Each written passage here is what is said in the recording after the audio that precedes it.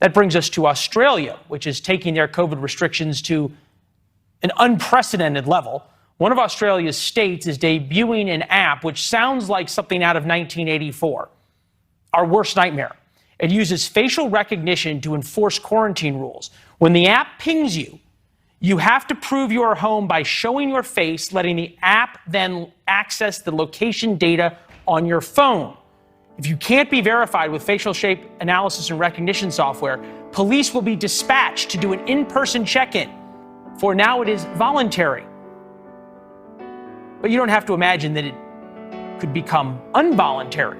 And it's not just protest. Last year, during Victoria's long lockdown, a pregnant mother put up a Facebook post about an event, about a protest where there were 0 cases in a regional community, and police barged into her home and handcuffed her in front of her children. Wow. But if you need to attend a supermarket to gather some essential goods, it is now imperative that you check in with the QR code.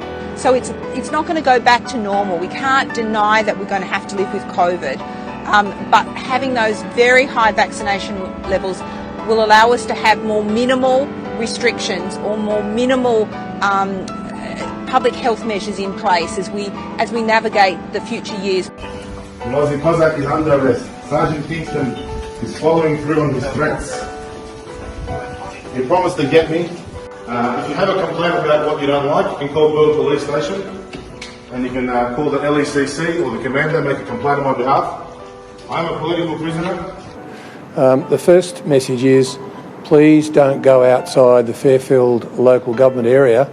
Even if you consider your work is essential, rethink that. We're going to move to a situation where, to protect the health system, we're going to lock out people who are not vaccinated and can be. If you're making the choice not to get vaccinated, then you're making the wrong choice. Stay at home and only leave home for the most essential of reasons. And can I just also reiterate, do not visit other family members in other households.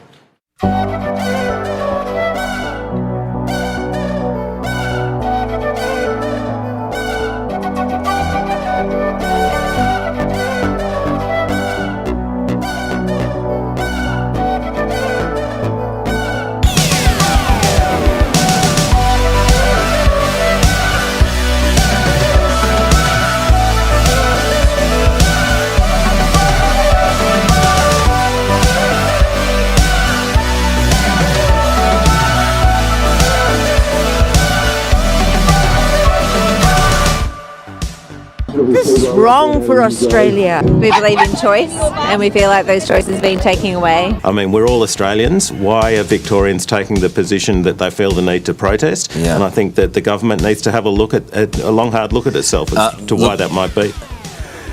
That person was spoken to by police and ADF, was issued a penalty infringement notice, stated that he'd hopped in his car and went out for some fresh air and hadn't been anywhere else. But the point is that if you are going to behave like this, you will be checked on and you will get an infringement notice, and that person will continue to be checked on and make sure that they comply.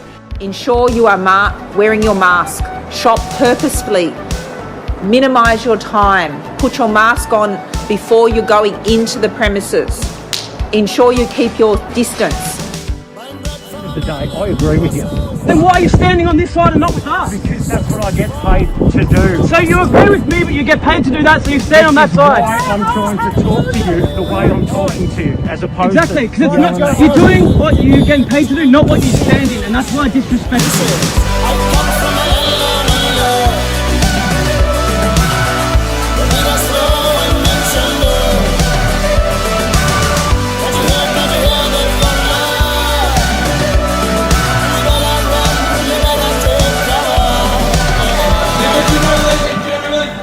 Next week there's a vote for the Pandemic Management Bill. We all know that this bill, unlike what they say, it's got nothing to do with safety, and it's got everything to do with transforming Victoria into a dictatorship. Who here agrees that Daniel Andrews has got it away with too much for too long?